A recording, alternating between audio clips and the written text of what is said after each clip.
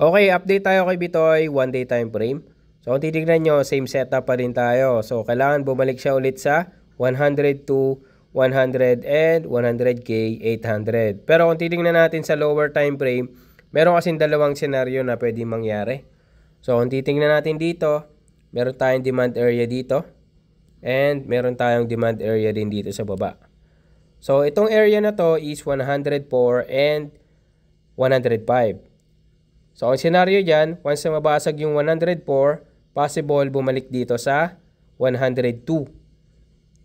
Ngayon, kung hindi naman, kung i-reject yung, ayun yung first scenario.